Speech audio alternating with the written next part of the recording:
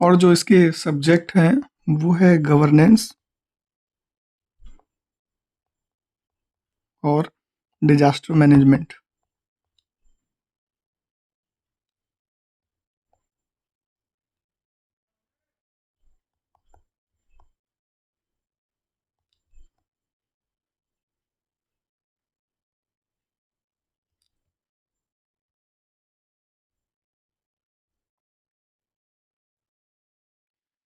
और जो इससे लिंक जो टॉपिक होंगे, जो लिंकेजेस होंगी, वो है सिविल एविएशन।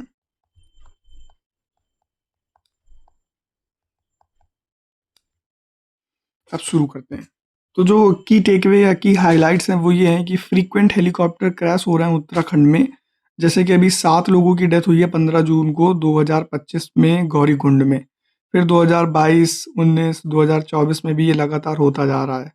और ये जो एक्सीडेंट हैं, ये चार धाम पिलग्रिमेज जो सीजन है, चार धाम यात्रा है, उसमें ही ज़्यादातर होते हैं, जो कि मई, जून और सितंबर, अक्टूबर में चलती है। चार धाम में यमुनोत्री, गंगोत्री, बद्रीनाथ और केदारनाथ की यात्राएं आती हैं। ये हाईलाइट करता है ऑपरेशनल और सेफ्टी चैलेंज को, क्योंकि यहाँ पर टफ माउंटेन टेरेन है, बहुत ही ज़्यादा ऊंचे पर्वत हैं जहाँ पर हेलीकॉप्टर को नेविगेट करना बहुत ही कठिन हो जाता है। अब अगली बात आती है इस आर्टिकल में कि प्राइवेट ऑपरेटर के लिए कोई रेगुलेटरी फ्रेमवर्क है या कौन बनाता है, इस बारे में है। तो जो majority of chopper services Uttarakhand में दी जाती हैं इस पिलग्रिमेज सीजन के लिए, वो प्राइवेट ऑपरेटर के द्वारा ही दी जाती हैं, क्योंकि यहाँ पर कोई पब्लिक ऑपरेटर के लिए ऐसी सर्विस है नहीं और कभी अभी तक इस्टेब्लिश भी नहीं की गई है। और ये पर्टिकुलरली चार धाम प्रिविलेज रूट पर दी जाती हैं। ये सर्विस जो हैं ये रेगुलेट की जाती हैं director general of civil aviation के द्वारा और Uttarakhand civil development authority, UP काडा। और ये यूपी काडा बॉडी जो है ये 2013 में सेटअप की गई थी। अब Uttarakhand civil aviation development authority के कुछ रोल होंगे, कुछ लिमिटेशन होंगी, उसको जानते हैं। तो लगभग 20 प्राइवेट ऑपरेटर हैं जो इस रीजन में फ्लाई करते हैं, जिनके लिए कुछ रूल्स बनाए गए हैं ऑपरेट करने के लिए। जैसे कि पायलट को वर्कलोड ना हो ज़्यादा, इसलिए 50 लैंडिंग ही वो कर सकता है एक दिन में। दूसरी बात है कि फ़ीस, क्या फ़ीस रखी गई है, तो 5,000 से 8,000 पर फ्लाइट फ़ीस रखी गई है, जो कि बहुत ही ज़्यादा है। आगे चल के हम ये जानेंगे कि इसकी वजह से क्या दिक्कत आती है। और mandating permit for every flight, ये बात कही गई है। इसके अलावा इस आर्टिकल में भी कुछ बात कही गई हैं कि जो ब्रेक्स हैं प्राइवेट ऑपरेटर्स के लिए वो ये हैं कि private operator have to seek UP CADA permission to take break in flying even during the monsoon season. During reduced pilgrimage traffic is allowed only the after operator has obtained written approval from UP CADA. अब अगली बात आती है safety और operational concern भी होंगे कुछ। तो एक्सपर्ट का ये कहना है कि यूपी काडा में सबसे बड़ी दिक्कत ये कि यहाँ पर हाई फीस है और बहुत सारे रिस्ट्रिक्शंस हैं ऑपरेटर्स के लिए, जो ये प्रेशर पैदा करते हैं उस पर कि बैड वेदर हो या सेफ्टी इशू अच्छे ना हो, सेफ्टी कंसर्न होने के बाद भी उसे अपना चॉपर उड़ाना ही पड़ता है।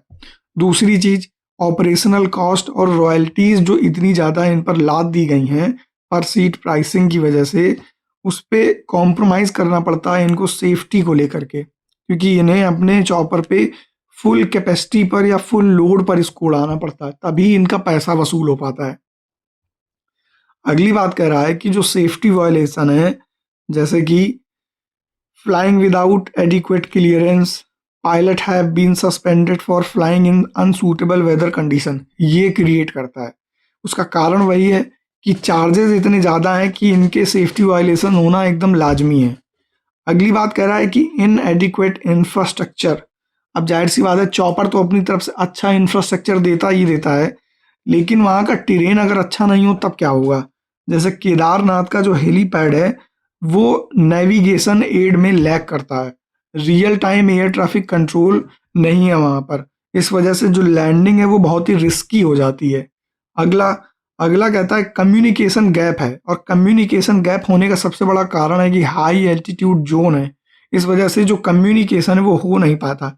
ऐसे पर्वतों का उच्चावच है, इस वजह से जो सिग्नल सैटेलाइट से आते हैं वो ठीक से आते नहीं, इन पर्वतों से टकरा जाते हैं। तो इसलिए जो कोऑर्डिनेशन है वो बहुत ही ज़्यादा हार्ड हो जाता है हेलीकॉप्टर पायलट के लिए। तीसरी बात ये कह रहा है कि मीटियोरोलॉजिकल फैसिलिटी है, मौसम विज्ञान विभाग जो है उसकी फैसिलिटी तो है, लेकिन जो स्किल्ड पर्सनल हैं उनको रियल टाइम वेदर अपडेट देने में बहुत ही कठिनाई आती है। अब ये जो प्रॉब्लम परसिस्ट हुई इसको लेकर के कुछ रिकमेंडेशन दी गई होंगी, लेकिन यहाँ कह रहा है कि जो रिकमेंडेशन दी गई हैं वो इग्नोर कर दी गई हैं। तो एयरक्राफ्ट एक्सीडेंट इन्वेस्टिगेशन जो ब्यूरो है, जिसके बारे में हमने कल के एक्सप्लेन पेज में भी पढ़ा था एयर इंडिया प्लेन क्रैश में, कि वो अलग अलग देशों के साथ मिलकर के इन्वेस्टिगेशन कर रही है, जिसमें यूएसए और यूके थी। यूएसए की एनटीएसबी और एफएए, और जो यूके है उसकी सीएए, जो यहाँ पर साथ में काम कर रही थी। तो उसने रिकमेंड किया था कुछ कि नेविगेशन एड्स को इम्प्रूव करिए, सेफर लैंडिंग प्रोटोकॉल को इम्प्रूव करिए, जो कि अभी तक इम्प्लीमेंट नहीं हुआ है। तो ये इस पूरे आर्टिकल का एसेंस था